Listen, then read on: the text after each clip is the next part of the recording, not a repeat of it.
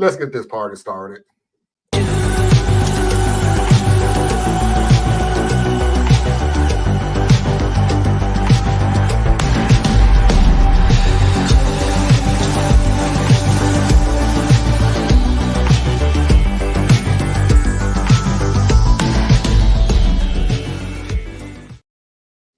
So we're going to go ahead and get into a rough one, and I wanted to get this one out of the way because I think it's going to be the longest conversation we've had on here.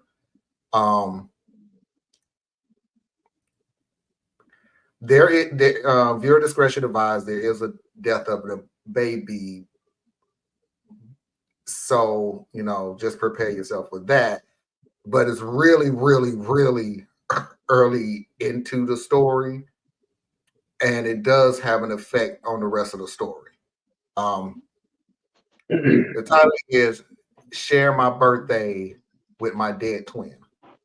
I'm a 16-year-old girl, soon to be 17 in 3 days. I was a twin. My brother died hours after birth. He was 5 minutes older than me. I was told that my mother went into a deep depression, but with help got better over time. I've watched videos of my birthdays from 1 to 6 years old, and me sharing my birthday with my brother started on my first birthday. There's always 5 minutes of remembrance in honor of him, and instead of having one candle on my cake, there will be an extra one or extras for him. For example, if I was 1, there would be 1 candle for me and 1 for him, or if I was 2, there'd be 2 for me and another 2 for him, and so on. As a kid, I didn't really understand or mind it because I got to blow out the extra candles. When I was 8, I did question it, and they told me that it was in remembrance for my brother since we share the same birthday. This continued until my 16th birthday, which I didn't get to celebrate because I was in the hospital at the time. My grandpa showed up at the hospital while I was recovering with a gift and wished me, and only me, a happy birthday. After he left, I realized that I loved that he only acknowledged me. I realized that I didn't want to keep sharing my birthday with my brother. But then I felt guilty. I did try to speak to my parents about just celebrating my birthday this year, but I was brushed off. Now we come to what happened 4 days ago, and my grandpa, who's the official cake maker in my family, asked me what kind of cake I want. I told him and said firmly that I only want 17 candles, please. My parents were in the next room, and immediately they came in demanding to know what was going on. That I should know that the other 17 candles were for my brother, and I ended up crying and told them that he's not even here and I am. I can't remember everything that was said, but there was a lot of shouting with me and my parents and grandpa, and me getting told that I'm selfish and I need to stop being self-centered. Grandpa left with me. I've been at his house since the big fights. I've been crying a lot, and Grandpa has been here for me, but I feel so guilty, and I need to ask, am I the butthole?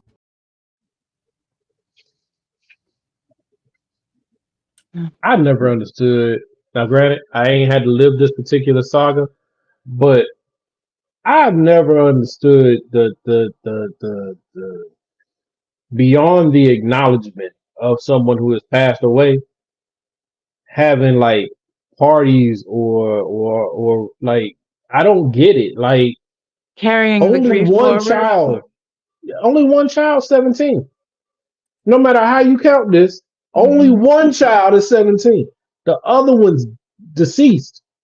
So you can remember. How about this? Instead of remembering their birthday, how about we have a celebration of when he passed away, and we just use that It's as the the day same of day. It was a remembrance? few hours later. Oh yeah, that's right. So in that case, we ain't gonna do this. Okay? We can always.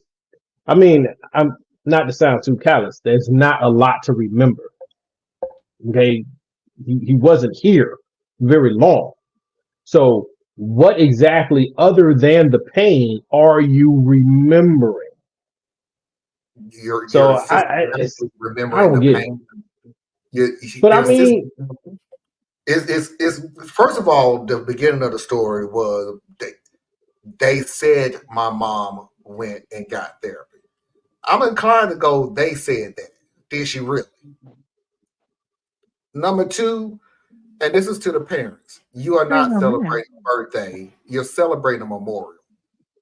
every year for the last 17 years. Mm-hmm. It's a memorial, not a birthday. You can put a cake up there all you want to. It is still a memorial. You're making it a memorial. And it's so unfair. Your daughter is still alive right in front of you. You're perpetuating your grief. And And getting mad.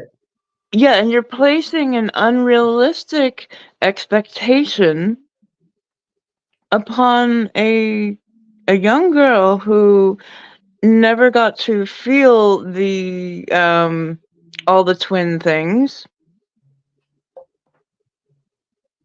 It's unfair. And no, you are not. And I'm And, sorry. and the deal is this.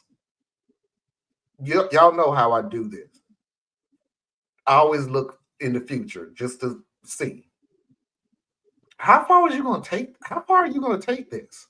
Every year. Every This year is for the not rest over. of every year for the rest of the twins' life? So For the instead rest of of the parents' life. so Yep. no 25 candles, 50 candles. No 30 candles, 60 candles. How far are you willing to take this? We're gonna have a whole nother cake. Yeah. Yeah. And the funny thing about it is, like, hey Tracy, the funny thing about it is there was a twin that Mm. came on, and I remember stories like this. Good on the parents. Appreciate it. Thank you. There's some good parents of twins out there. Cause she said her parents made sure that, and she's a twin, she said her parents made sure that they didn't treat the twins like they were the same. Like if you wanted to wear different clothes, wear different clothes. When they had a birthday, they had 2 cakes. Yeah. Because it was you may have a twin, but you are still an individual, and I'm going to treat you as individuals because that's Now who y'all you would have are. got one cake. I would have got 2 cakes. Y'all would have got one cake. I That's a know lot of you. dang on cake to eat. It We all would have got depends. one Yeah. cake.